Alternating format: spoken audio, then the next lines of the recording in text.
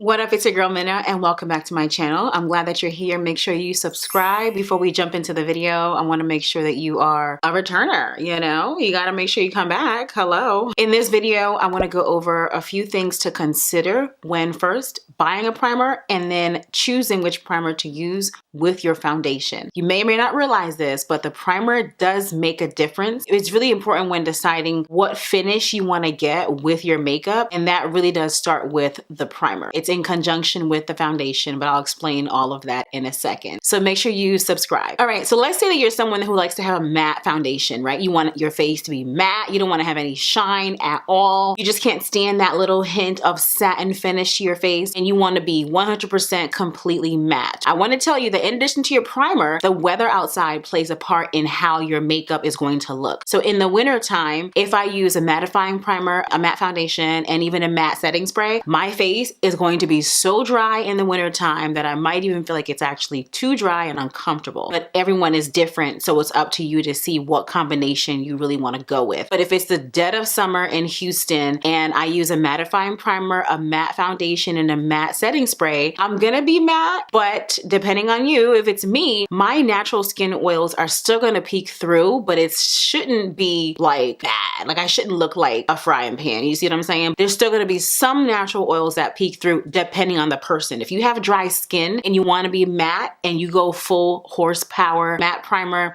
matte foundation, matte setting spray, to me, that is not a good recipe because your skin is dry. Now, the caveat to that, there's some nuances here, is that if you really work on the hydration on the back end, which is the skincare, then maybe your skin won't be as dry. And then when you do those three things, the matte primer, the matte foundation, the matte setting spray, maybe it won't be that drying, like it'll be comfortable for you, because there's a difference between being matte and feeling good, like your face looks good, no patches, no weirdness, no cracking, or being matte and your face feels dry, like when you move it, it's just like, ugh. And I've been there before and it's been like, yo, I did too much today. So I do want you to keep that in mind when you are pairing your primer, your foundation, and your setting spray together. So I pulled out a few primers in my stash that I want to talk about, and I will tell you what I would do if I wanted to get a matte look. And if you're wondering, this look I did for Instagram, so you can go over to my Instagram page and take a look at that. Now, there are matte primers that aren't actually matte.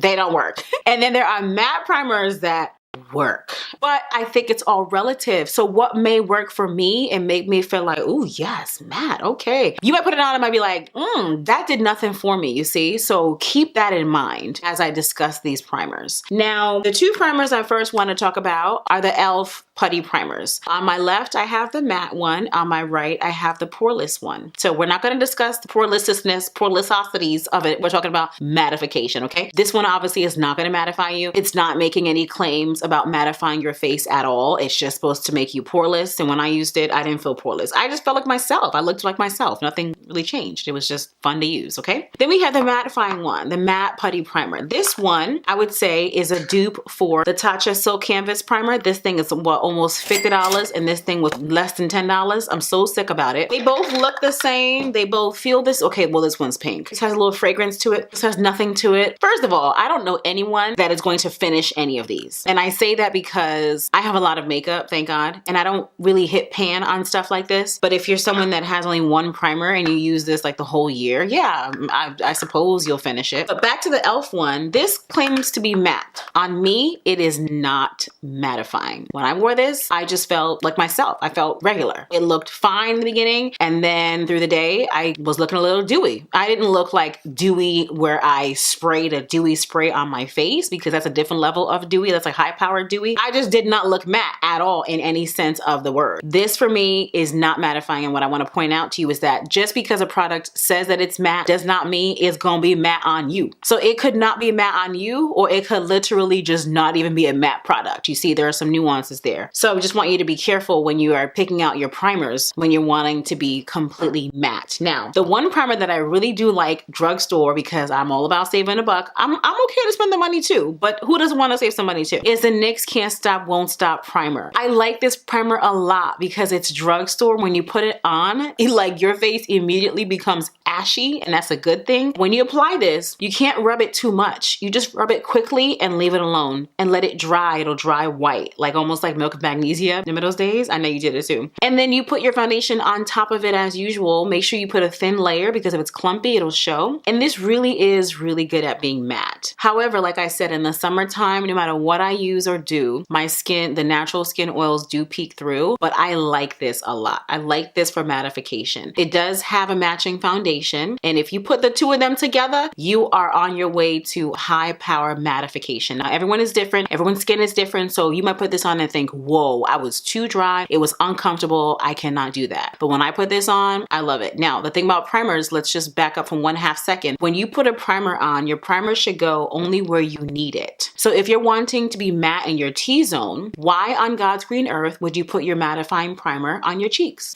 Just a question. Put your primer only where you need it. If you want to be matte in your T-zone, put your mattifying primer in your T-zone. If your cheeks are fine and there's no pore issues, leave them alone. Don't prime your cheeks. I don't prime my cheeks. Maybe I'll put primer here, but not always. I leave it alone. Unless it's a spray obviously just goes everywhere. If you have pores that are big on your cheeks and you want to smooth them over, and you want to use a poreless primer like this or something else, then put your mattifying primer on your T-zone and then put your poreless primer on your cheeks. Put the primer only where it needs to go, only in the targeted areas. And yes, you can, to me, use 2 different primers. Put them only where they belong. Like if you have dry cheeks, some dry patches, of course it all starts with skincare, but let's say you sat down and you still got the issues going on, and that's fine. Put the hydrating primer on your cheeks, put the mattifying primer on your T-zone. Only put it where you need it. That's all I gotta say. So back to this. I like this a lot, very mattifying. It's different on everybody, but I encourage you to try it out if you are looking for mattification. The matching foundation is great also. A dupe for this one would be the Becca Ever Matte Poreless Primer. I like this one also. Different price ranges, obviously, but they're both really good and they work really well. The thing about the mattifying primer though, and I alluded to this earlier, but I want to circle back around, is that you want to make sure if you want to be matte, don't put a matte primer on and then put on a hydrating foundation. That ain't gonna work. You're defeating the purposes of all the things. Hydration is like stronger than the mattification. You're gonna look hydrated. Don't waste your time. If you want to be matte, go for a mattifying primer, a mattifying foundation, and a mattifying setting spray. If you want to be kind of like satin in between, kind of in the middle, you know, a little mixture, then go ahead and do your mattifying primer. Do your satin finish foundation. So that's a foundation that is not matte, it's not dewy, it's in between. And I haven't found a foundation that calls itself satin, but you'll find some that are like, this is calling itself matte, but on me, I don't normally feel matte. You know, again, I know it's confusing, but the more you get different products, you'll see what I mean. Not everything that calls itself that thing, hey, we're preaching, this is a word, is actually that thing. In the same range true for makeup. If you have like 4 or 5 foundations that you're rotating through, after some time, you should know how each perform on your skin. If you're paying attention, and I encourage you to pay attention, see how these things perform on your skin, then you'll get to know what primer works best with what and going forward. Because for instance, the Fenty the Fenty Pro Filter Matte Foundation, love it to death. That gives me high horsepower mattification. I'm trying to tell you something, okay? The thing about it is that if you pair that with this or this, you gonna be dry.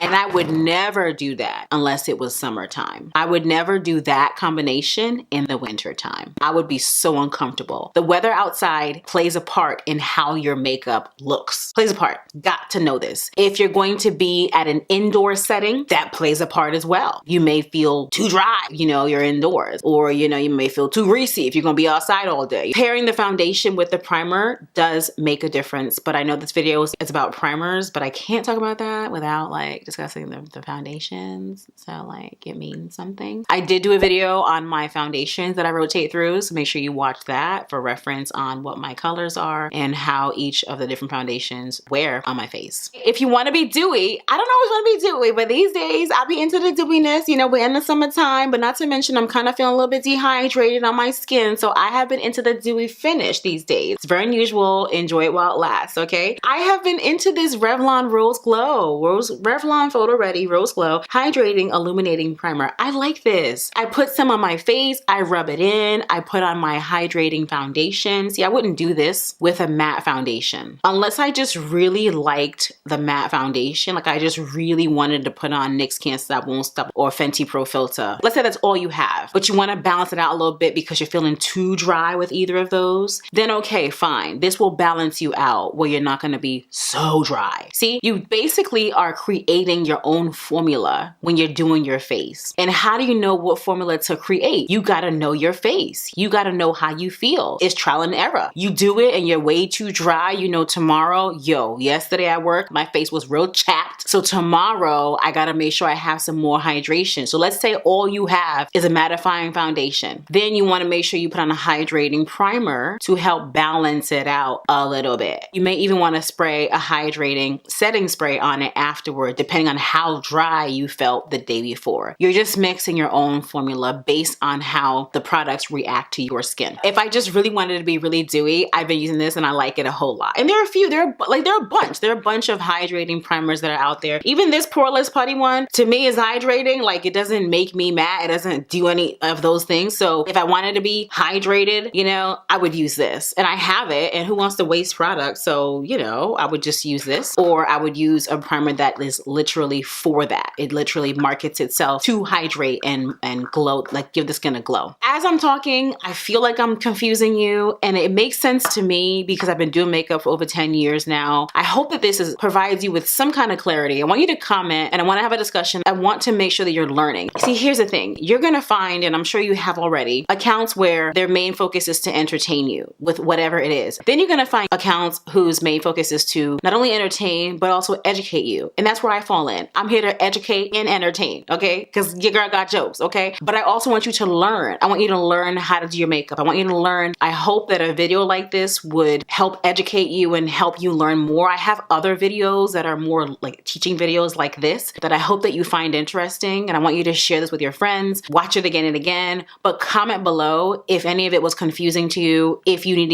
any more clarity. I have not tried every primer on the market. I have not tried every foundation on the market, so I can't speak to all of them, but the general rule of thumb that I want you to remember is based on how you want your skin to feel and look through the day, that's how you determine what products you use. That's how you determine what primer to use, what foundation to use, what setting spray to use, honestly. And then if you do it and you're like at work or you went somewhere and you're like, yo, this was a wreck, then you try something different the next day. It will take buying a few things. I do understand that, but I'm also a fan of returning something if it doesn't work. If it's within the returning window, send it back, okay? But I hope this helped you. I want you to, again, comment below. Let me know if you have any questions, anything you want me to clarify, and any other videos like this that'll help you understand makeup more. It's one thing to watch 1,000,001 YouTube videos, but it's another thing to actually understand what you're doing. And I want you to understand what you're doing. All right? Thanks for watching. Bye.